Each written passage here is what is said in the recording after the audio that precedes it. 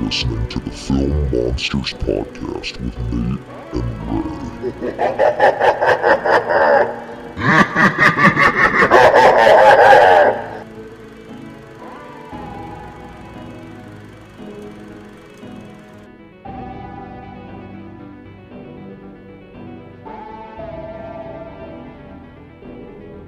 Well, hello everyone, and welcome back to a mini episode of the Film Monsters Podcast. I'm Nate. And I am Ray. Not mini Ray, just Ray.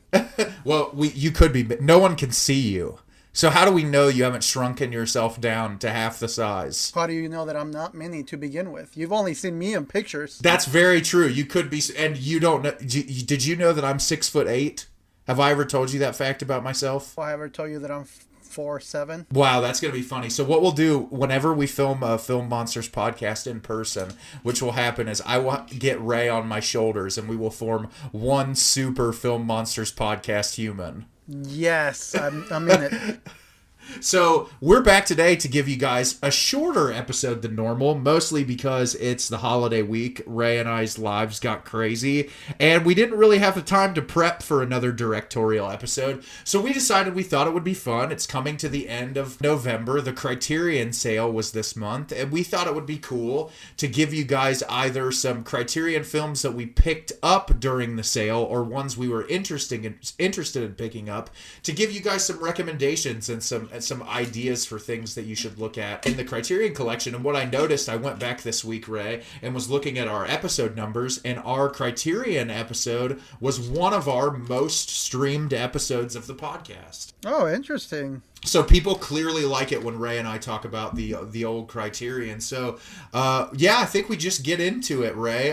Would you like to start? Is there any films that you picked up in the collection, or films that you're interested in picking up before the sale ends on Monday that you want to talk about? The first one I picked up, it's called The Sword of Doom. So the reason I was kind of drawn to that movie is because Waxwork Records, as per usual, is always putting out beautiful pressings, and they put out the score for this movie called The Sword of Doom. And it looked like a cool, like, Kurosawa-style samurai movie, so it caught my attention. It's actually directed by, and I'm going to probably butcher this, Kihachi Okamoto. So the reason why I was drawn to this movie is, A, the score looked beautiful, the way it was pressed by Waxwork, like beautiful artwork as per usual. It reminded me of like an old school like Kurosawa movie. This is also a black and white movie that came out in 1966. And the other reason why I was drawn to it is it was actually produced by Toho Studios, which, I mean, if you're familiar with me, I am a big Toho nerd. Being able to have like a little branch off for like samurai films from Japan, I was in it. If I'm being honest, I've only made it about halfway through it because every time I start playing it, something happens. It's again one of those cursed movies, but I really have been enjoying it as the story of this samurai that gets just kind of involved in a situation he shouldn't have been involved, and then he starts getting chased down by assassins, like any good old samurai film, especially from that era. So it's really cool. I also recommend the score that Waxwork put out because it's gorgeous. I just looked it up on Wikipedia, and what I will say, the Criterion cover for it is gorgeous, but that original theatrical release poster for it is wild. Super crazy even for the 60s, the way that it looks. But I was reading the plot of it, and it sounds really fantastic. This is one, especially if it's streaming on the Criterion channel, this might be one I just jump into and watch, because it sounds like something that would be super entertaining. Yeah, definitely. Like I said, especially if you're like a fan of that Kurosawa, samurai film, it's great. That sounds really good. Well, the first film I'll talk about then is, there's a filmmaker, his name is Thomas Vinterberg, and I watched the film The Hunt for the first time this year, starring Mads Mikkelsen, and so I decided that I wanted to watch all of his movies, and so I watched his film he released in 1998 called The Celebration. Have you ever heard of this film, Ray? No, that does sound familiar, though. Yeah, so The Celebration, it's really interesting. So you may have heard before of a little-known filmmaker named Lars von Trier. So Lars von Trier and Thomas Vinterberg started this thing in the 90s called Dogma 95, and it was this like set of prints principles of filmmaking, where they essentially wanted to challenge themselves and other filmmakers to try to create these really powerful pieces of media without being able to use like all of the visual spectacles. So like you couldn't use artificial lighting. The camera had to be handheld. There were all these different rules that you had to fit into. So like the most popular Dogma 95 film for Lars von Trier is Dancer in the Dark with Bjork. Yes. And people talk about the cinematography of that being kind of nauseating, but it's very intentional. And so The Celebration, Thomas Vinterberg's film, is the first film made in those Dogma 95 principles, and it's a story about this this patriarch of this family who has his 60th birthday party. His kids all come there. He has this one son who's like really feeble, and he's to himself, and he's very quiet. He has a daughter who's really loud and eccentric, a son who's like super racist and awful, and they get in this room to celebrate the birthday party, and one of the sons stands up and gives this speech and reveals this really horrible secret about their father and something that happened to him between him and his dad, and a reason why their other sister committed suicide. And the entire film is like these people in this hotel that their dad owns, and the conflict that ensues between people like believing whether or not what this guy says is even true. Like, do we believe this character? Do we believe the circumstances that have happened? And what I really loved about this movie is you think about the era we live in with like Me Too and cancel culture and like believing victims. And I thought it was really cool to see a film in 1998 tackle that subject matter before it was like really in the communal space. And to see what they were able to pull off with such a minimal budget and like under those Dogma 95 principles of like handheld, really shaky camera, no artificial lighting. So they literally had to use whatever lighting was in the hotel by themselves. So it looks really raw and really like, you know, boots to the ground indie filmmaking. And it is, and it's just beautiful. And it really broke my heart. I cried like 10 times during this movie. That's awesome. That sounds like I need to look that up too. So yeah, you should check that one out, Ray. I think you'd really like it. Right, for sure. For the next one I picked up, I will just go through this one quickly because I've talked about it multiple times.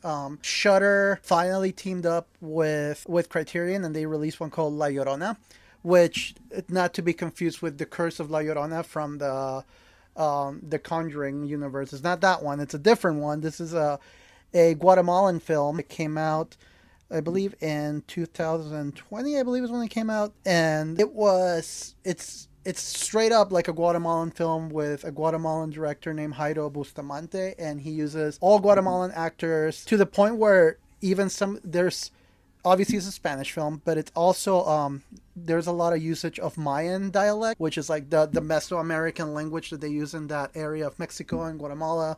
And this is probably the film that's the closest to the lore and the original story of La Llorona. And I talked about this film extensively, but I was just going to mention that it was so cool to finally see the little Shudder logo right next to the Criterion logo in one Blu-ray case. It was really cool to be able to see that, and I'm just so excited to see like a film this close to my heritage, because you know, most of the time when there's films that are, you know, from Latin America, they tend to be like from Mexico or down in South America. But to see a movie that's from Guatemala, which is like literally, like, I've been to Guatemala so many times when I was growing up in my country of El Salvador. So to be able to see one of these films from a country that's so close to my home be put in the Criterion Collection it was so cool. And it's like an art house horror movie. I wouldn't say it's like scary. It's more of like a mystery thriller with some socio-political commentary on the treatment of indigenous people. But it's a phenomenal film, and I am just so happy to see a movie that represents my culture so well, and a movie that's tied to Shudder, which I have nothing but love for. And one that is literally like in the next 2 or 3 movies I want to watch because of how many times you've talked about it. And honestly, like, I watched the trailer for it, which, you know, I don't always like watch trailers for movies because I really like to go in blind. But just like watching the brief trailer, I was like, okay, this looks phenomenal. Like, this looks like something I'm really going to like. And to see the Shudder name on it, like you said, I think it, you know, obviously I'm sure you're going to talk about another film that was released recently from a company that sort of shocked us all, that Criterion picked up. But I I'm hopeful for the future of Criterion that we do get more films that kind of step out of the box for what they're normally used to. Because I think they do a good job of getting weirder films sometimes, but I do feel when it comes to just like straightforward horror, or even something that's more like horror adjacent, like you said, with like a socio-political message or anything like that, that we don't always get those films in the collection. So I'd like to see them take a little bit more of a risk with that. Yeah, for sure. It was great. I can't recommend it enough. Yeah, just pick it up. Absolutely. Well, I'll talk about another film that I think is a really great pickup for the collection, and I actually just watched this for the first time this year, and that is the film Ratcatcher from one of my favorite directors, Lynn Ramsey. Have you ever heard of this movie? No, I have heard of the director, but not of the movie. Yeah, so most people know Lynn Ramsey from the films You Were Never Really Here and We Need to Talk About Kevin. I feel like those are her two films that everybody knows. Obviously, Joaquin Phoenix giving a brilliant performance in You Were Never Really Here. Also, the score from Johnny Greenwood to that movie is incredible. But I love the way Lynn Ramsey tells stories. I feel like she has this way of making her worlds feel very fantastical while at the same time being really grounded in reality in a way that makes her movies feel very dreamlike. And so Ratcatcher is one of her earliest films. I think it came out in 1999, and it's about this young boy who at the beginning of the film, he's out playing in this like ravine with one of his friends, and his friend ends up falling into the ravine further, and he drowns and dies. And so our lead character doesn't tell anyone in the community about it, and he doesn't say anything about it. And so the film is like him living with that guilt, while at the same time he lives with his parents in this really like shitty apartment complex. You can tell that his parents have a really broken dynamic. Their relationship is struggling. He makes friends with this young girl in the community who like is like treated horribly by other boys in the community. They sort of bond over the tenderness that the two of them have together. He becomes friends with this sort of like awkward outcast. And so you get all these different characters introduced, while at the same time it's during like, it's in Scotland in the 90s. And I guess in Scotland in the 90s, there was this huge like garbage strike where all of like the waste control workers just stopped working. So the streets are like filled with trash bags, and it's just like disgusting. And it really is an allegory for all the other themes that the film explores. But it's a really beautiful, intimate character study through the lens of a child that is sort of forced to grow up faster than he really wants to. And I love coming of age movies, but this one is definitely a lot darker. If you've seen any other of Lynn Ramsey's work, you're going to know kind of what you're getting into really early on. But the cinematography in this was absolutely beautiful, and the performances were all amazing. And I just really love this movie a lot. I think that Lynn Ramsey's a really unique director. I'm surprised she's only done 4 films in her career, but yeah, this one's definitely worth picking up, especially if you're into like coming of age movies. So yeah, that's Ratcatcher. I just think it's a really good coming of age story. I think that, you know, if you're into coming of age films, if that's something that you really like, I think you'll really get into this one. Yeah, that sounds really good. I need to get more into her films because I really did enjoy You Were Never Really Here. So that movie messed me up. The end of that film, especially that last scene in the diner, I was like, holy shit, let's talk about going for it. Well, you should. Well, it's pretty close to the book. There are some liberties taken from the book, but it's pretty close to the book. That's awesome. I'll have to check out the book sometime. So what's another one you picked up, Ray? So another one that I'll just go through very briefly because we've said plenty about it on the previous episode, but we can talk about the packaging and how great all the restoration was. But Lost Highway was a pickup that I did. I also bought Lost Highway. They really did a nice job with it. I don't think that the packaging is as great as some of the other David Lynch films, but I still like the way that they handled it. I do think it's kind of interesting that for the 4K they did this like, because did you get a 4K or just a Blu-ray? Just the Blu-ray, the regular. Oh, okay. So the regular Blu-ray is just like a snap-on box, right? Like just a regular. Yeah, it is. So the 4K, it's more like the Mulholland Drive or the Blue Velvet, where it's like a digipack that's a slip-in case. And oh, I love those. I thought the Mulholland Drive one was gorgeous. Yeah, so Lost Highway one is kind of like the Mulholland Drive one. It's the same concept.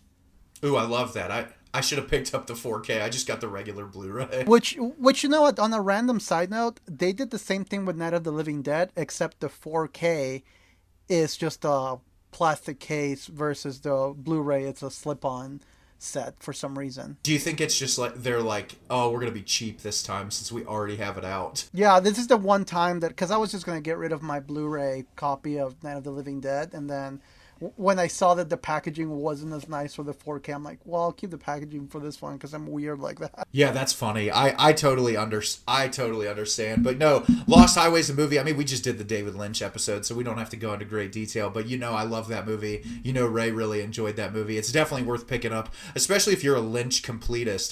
They're getting close. They only need to throw in The Straight Story, Wild at Heart, and Inland Empire to complete their David Lynch collection. And I think at some point they will. Yeah, I think they will. So we don't have to spend a lot of time on that. The other one that I'll just go ahead and skip to it because I know you also have a copy of it that you recently picked up, and we can just piggyback off of each other. I also picked out Sound of Metal.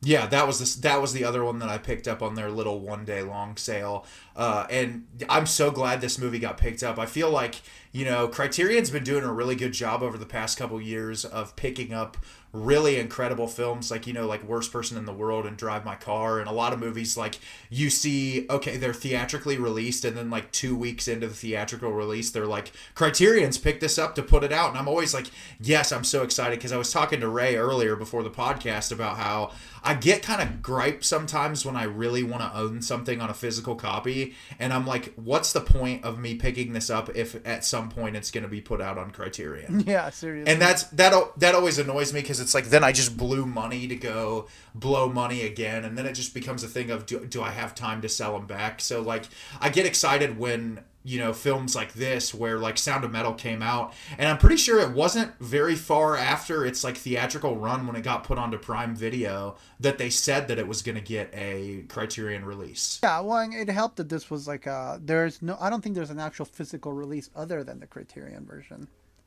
Which is great. There shouldn't be another physical release of it, because I feel like once Criterion gets a hold of a movie, like I know that there's like a lot of horror films too that like even Night of the Living Dead. I know there's a bunch of places that have put out Night of the Living Dead restorations, and it's like, why even try to compete with Criterion?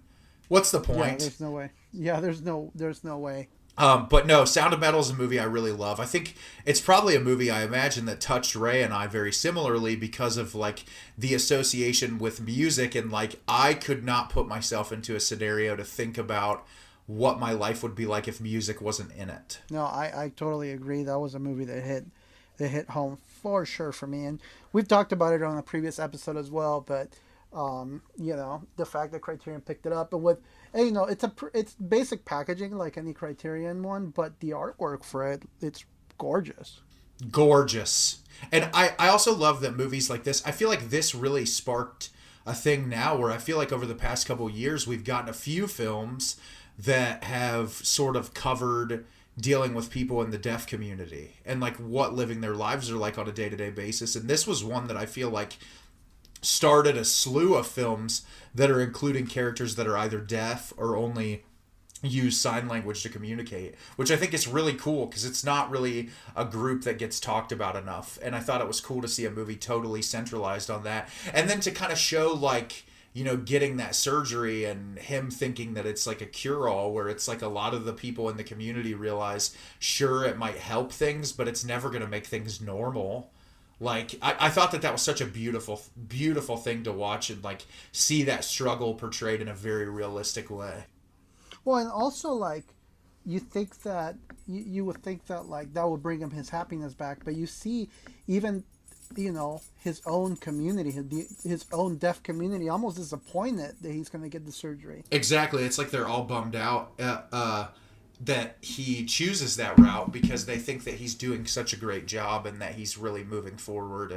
And yeah, that's a movie that every time I think about and I go back to it, it just really hits me hard. Me too. And we can talk all day about it, but that's another one I picked up that I'm really excited to finally own on a physical copy. Well, another movie I want to talk about, which is a film that is one of those that everybody that's familiar with Criterion or like, classic works of cinema will look at you and say, you need to watch this movie. So I finally watched it, and I think it is totally worth picking up. There's like 1,000 ways you can get it through Criterion. They just did a 4K release of it, but they also have a box set of this director's films that you can get all of his works, and that is In the Mood for Love from director Wong Kar-wai.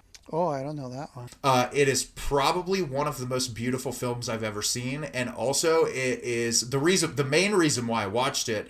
We talked about it in film school a lot, but there's several scenes in the Daniels, Everything Everywhere All at Once, that are heavily based on In the Mood for Love. I'm pulling it up right now. Yeah, it's the scenes where they're dressed up in their fancy wear out in the alleyway. And having those really extended conversations with one another. Yeah, I'm kind of going through some of the screenshots, and yeah, that's very reminiscent. Arguably some of the most beautiful cinematography I've ever seen in a movie. But essentially, I'll just give you a brief plot description. It's about this man and this woman who move into this apartment complex with their spouses, and their spouses are both constantly working. They're always out of the house. They're trying to like live their own lives. Well, they start running into each other and spending more time together, and they start to get really close with one another, and they both end up finding out that their spouses are cheating on them with each other. And they start talking about, the wife starts talking about, do we confront them about this? What are we, like, should we try to approach them?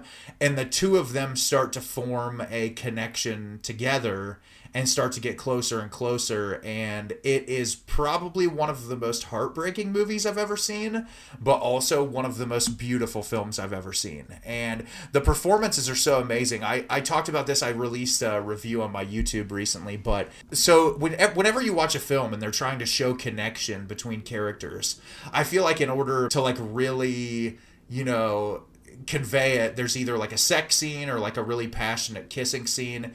This is a film that has so much sexual tension in it, and there's not even a kiss in the movie. All with like the way they look at each other, the way that they like touch each other's hands or like lay a head on a shoulder. And there's so much incredible chemistry built between these two characters that it's just like you feel like you're there. You feel like you're a part of what's going on.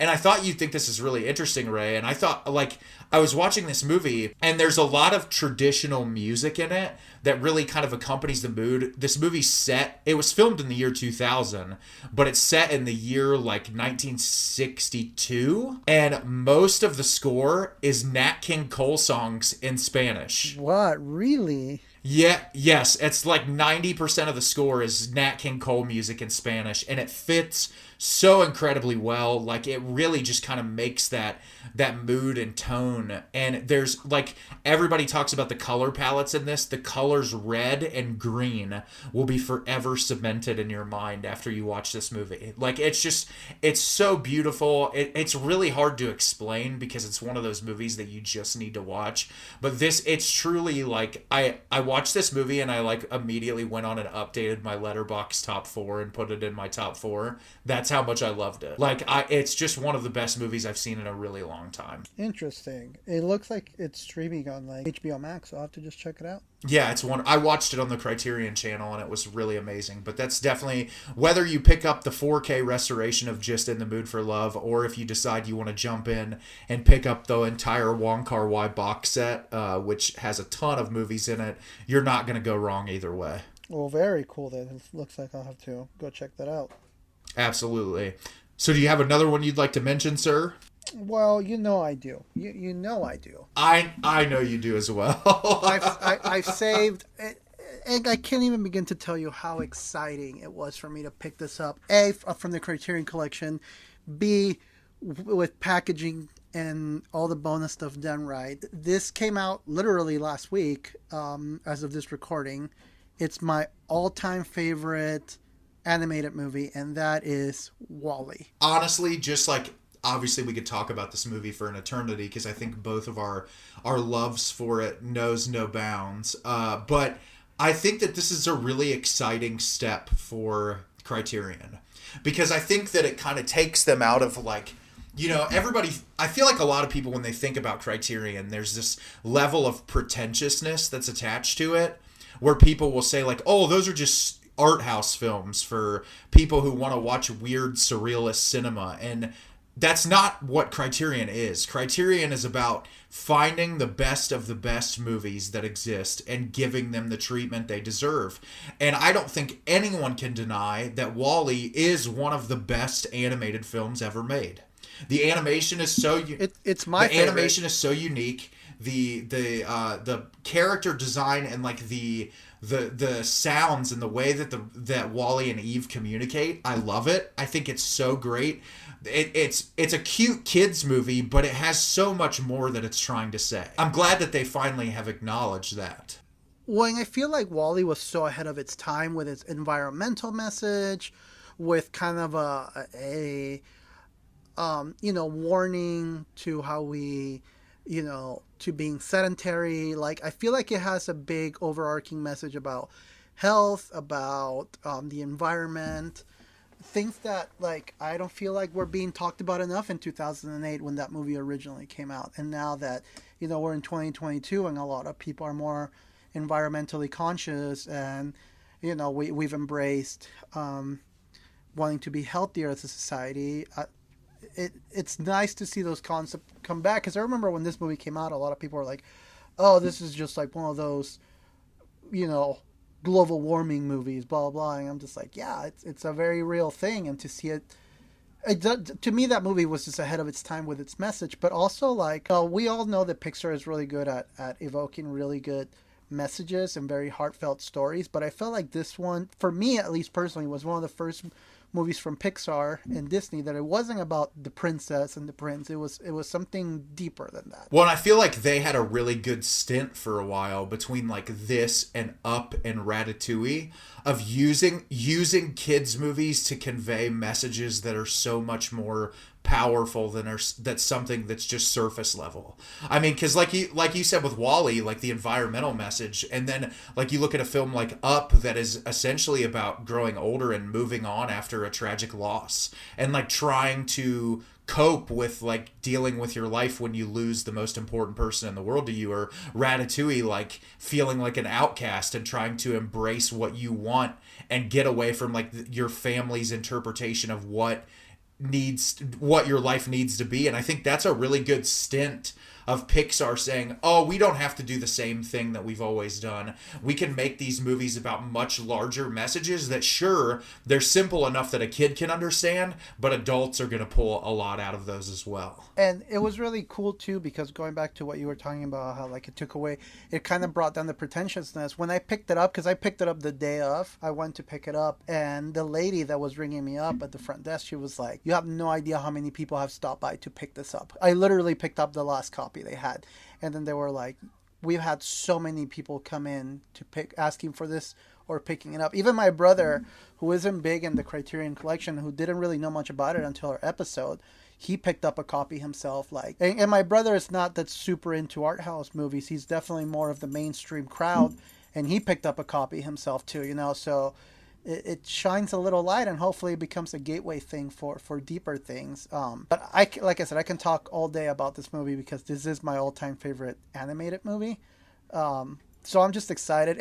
I'm just excited that it wasn't just like a plastic. I don't know if you picked it up yet, but it's not like your standard plastic case. It's like a thick box with like a booklet and artwork, and it has a disc just for supplements. They really went all out, and you can tell that they really put a lot of care into this one. It's a director approved copy, which that was exciting too. Which that was kind of an interesting thing. When my brother got his copy, he was like, because it comes with a sticker, this is director approved, and my brother goes, oh cool, this is approved by the director.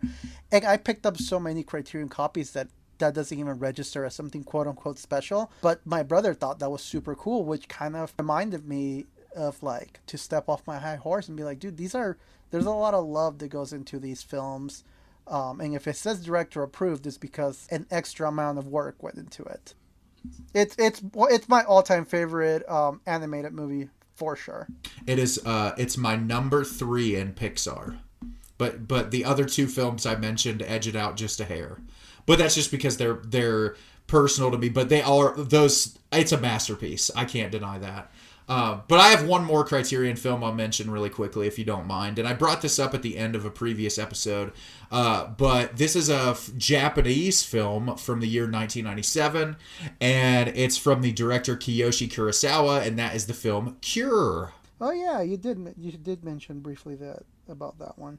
Yeah, and I'm not going to go into great detail about it because I talked about it before, but essentially you have this this series of murders that is occurring in Japan where people are literally just going nuts and murdering either their spouse or whoever they're in the room with, and then as soon as they're done murdering them, they completely forget why they killed them or what's the reason why. And there's this man who has dementia who you find out is coming into contact with every single one of these people before they commit that crime. And so the entire movie is this director trying to find out how, like, what power does this guy have over these people that causes them to snap and lose their mind. And it's very similar to like a David Fincher's Zodiac, or like one of those really tense, tight crime thrillers that has really great characters. And some of the cinematography in this and the sound design is so etched into my brain. Like, it's one of those movies that just feels hypnotic. I don't know if you know what I'm talking about, Ray, but have you ever watched a movie that you feel almost like hypnotized while you're watching it? Like you're just immersed into that world to where it feels like it's transfixed you. That's what that movie is 100%. Yeah, I know exactly what you mean. But it's absolutely beautiful. I know I mentioned it a couple episodes ago, but I think it's definitely worth picking up. So I think that was some good movies, Ray, for a Minisode. I think that's a lot for people to look into and to discover whether or not they want to pick those up. And obviously, I think by the time this episode airs, it'll be like one of the last days of the sale, pretty close to the end of it. So you can either pick them up next time or you can pay full price for them. But these are all films that are worth checking out regardless. So I want to end this episode or Minisode with one final question. Absolutely, go for it. What is a recent Criterion announcement that you're excited for? Why?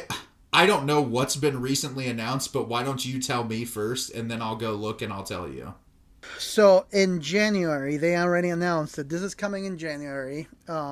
It's called The Adventures of Baron Munchausen. Oh, I've heard of that movie before. It's a film by Terry Gilliam, who did, he's done Brazil, 12 Monkeys.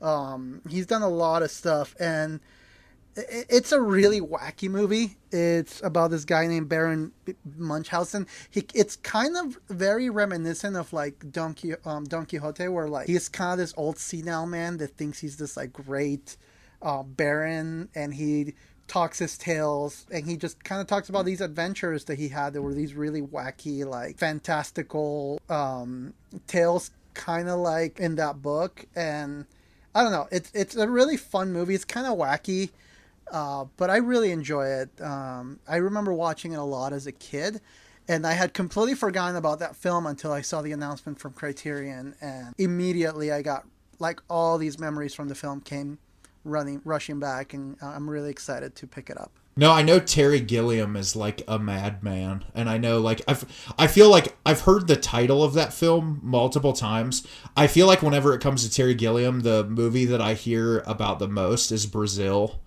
Like whenever I hear his filmography talked about, I feel like Brazil is the one that everyone's like, you need to see this movie, you need to watch this movie. And I'm like, oh yeah, that's cool. But I've never gotten around to seeing it. So maybe this is an excuse for me to go check that out. The funny thing about Brazil is I own it and I still have yet to see it.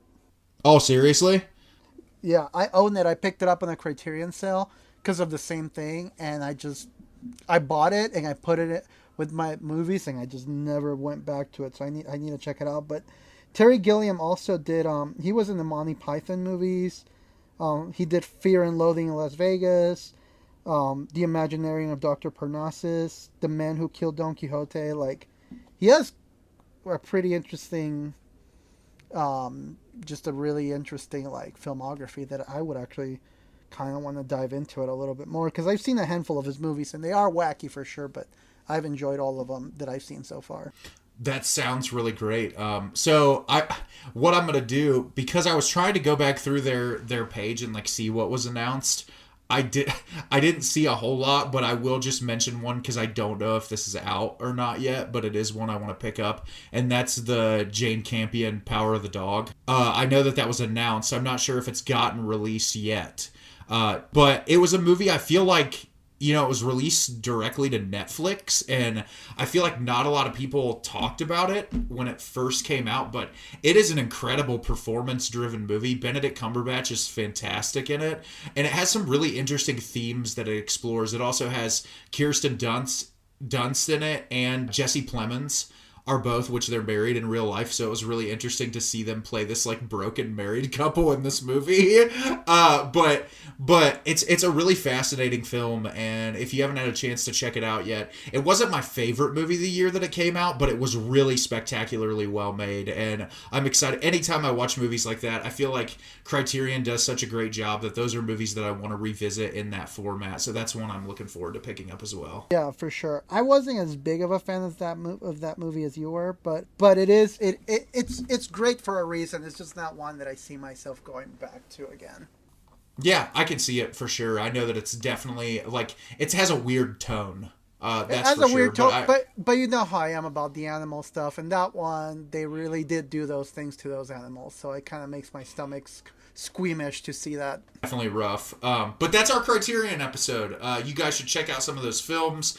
And when Ray and I return for our next full-length episode, we will be discussing another one of my favorite directors, and that is Mr. Yorgos Lanthimos. I am very excited to engage in conversation with Ray about Mr. Lanthimos. I have loved his films since he started as a filmmaker, and I'm really excited about this next film he's putting out that's like a spin on Frankenstein with Emma Stone as the lead. I think it's going to be really fascinating. I'm excited to see, because I have yet to see any Yorgos movies, so this ought to be interesting. I'm really excited to see your reactions to those. So as always, if you want to check us out on Instagram, you can follow us at the Film Monsters Podcast, or you can follow Ray at Analog C, or myself at My Exit Unfair. And as always, we appreciate you for listening, and have a great rest of your day. Take care, everybody.